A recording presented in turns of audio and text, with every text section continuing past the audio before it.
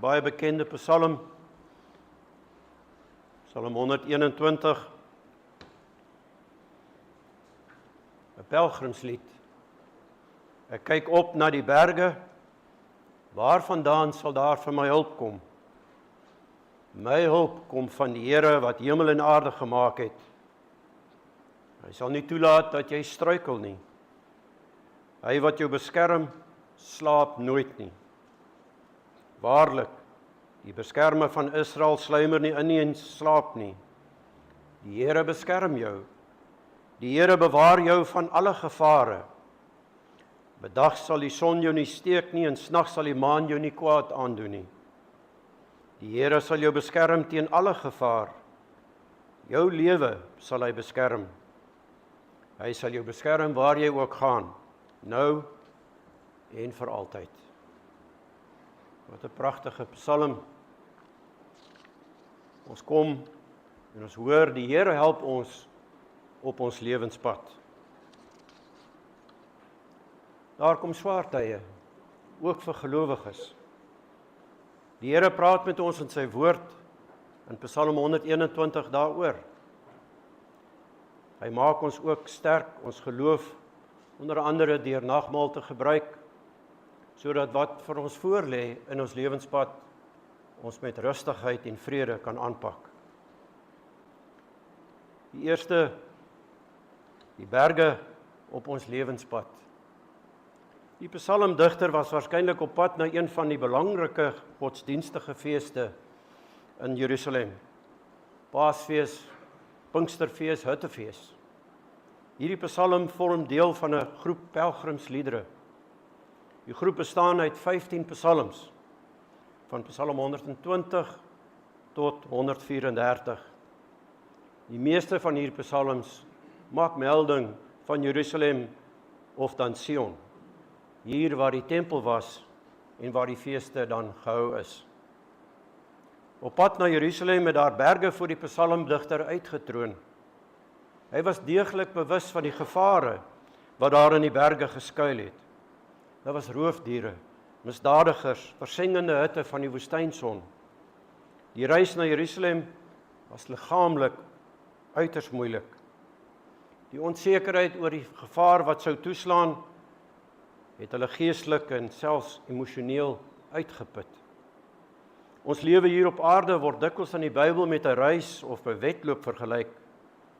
In die gebroke wêreld waarin ons leef, is daar ook liggaamlike en geestelike gevare op elkeen se lewenspad. Daar is gevare wat 'n mens se liggaam kan aandoen. Die rower en die voertuigkaper en die aanrander en die moordenaar wat 'n wapen kan gebruik om 'n mens noodlottig te beseer. Daar is soveel ernstige siektes wat ons pyn laat verduur, ons liggame afbreek, ons baie moeg maak, ons kan selfs doodgaan. Druk by die werk, lewenskostes wat die hoogte inskiet, veroorsaak baie spanning, ook by ons as gelowiges. En wanneer ons dan swaar kry, hou sulke beproewings emosionele en selfs geestelike gevaar in.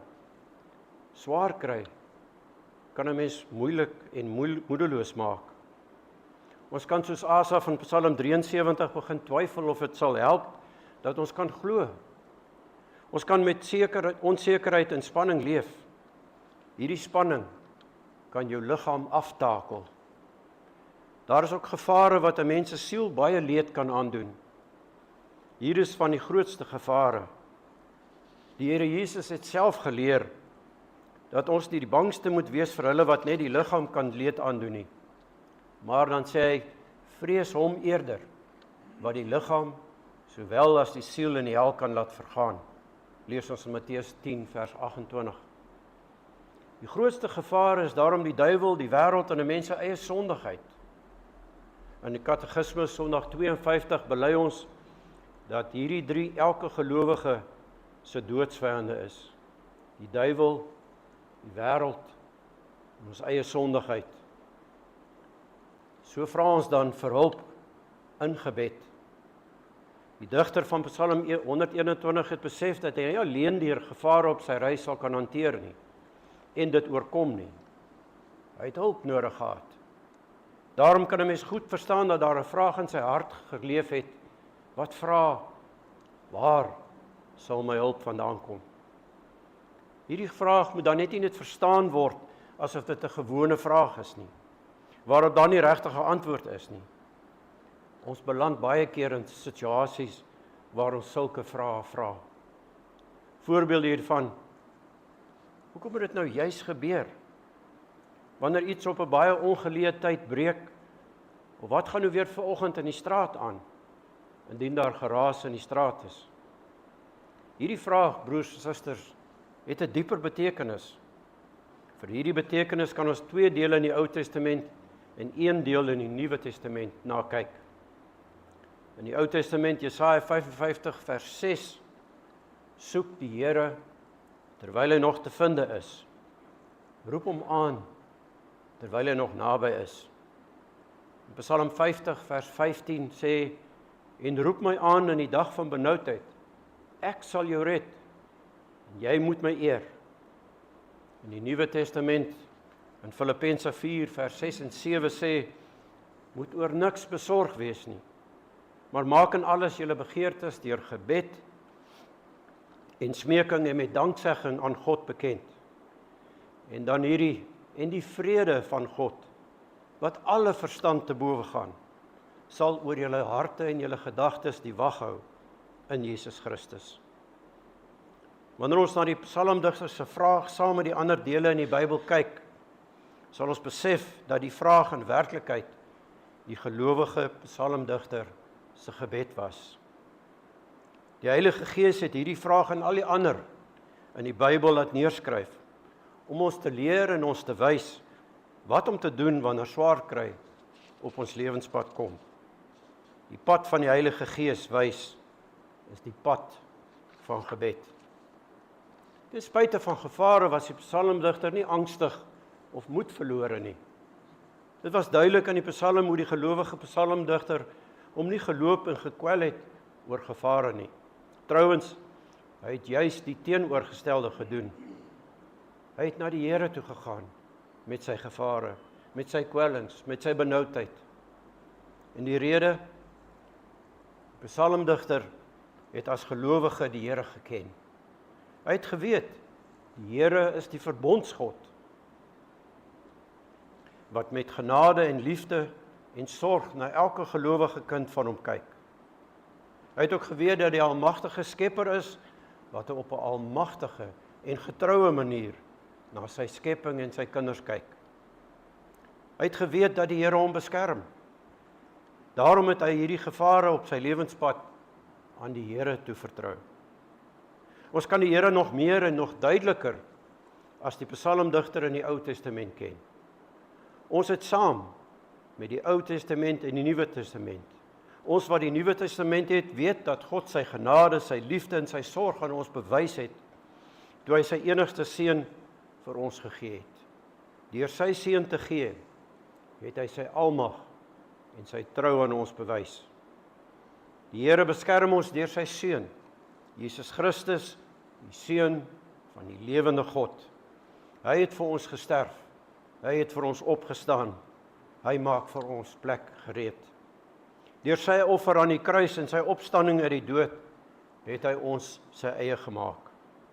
Deur hom is ons, die Here wat die hemel en aarde gemaak het, daarom is ons sy kinders en erfgename.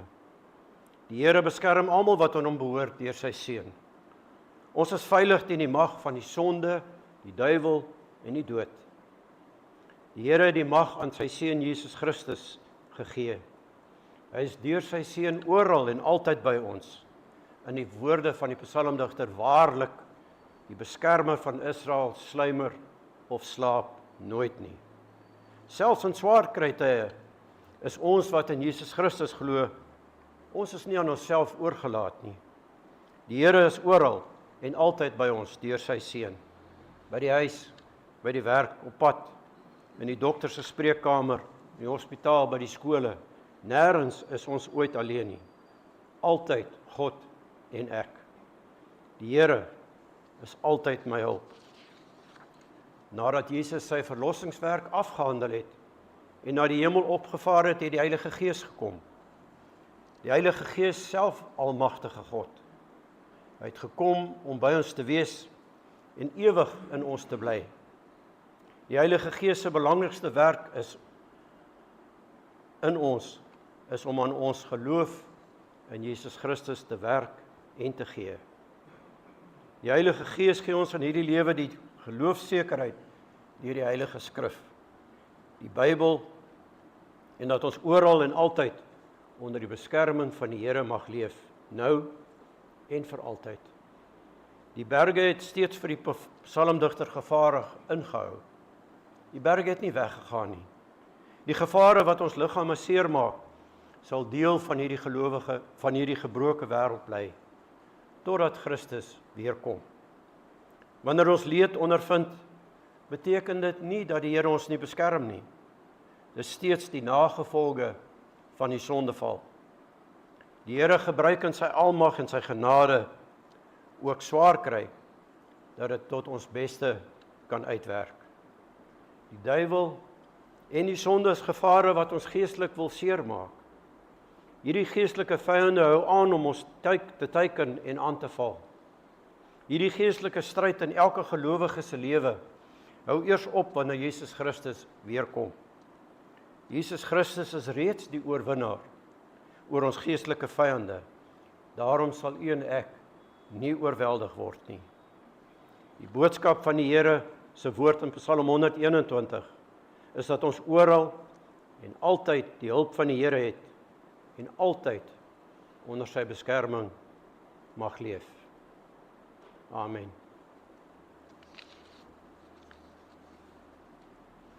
Kom ons sing nou eers lied 478, vers 1 en 3 en daarna gaan ons oor in 'n dankgebed.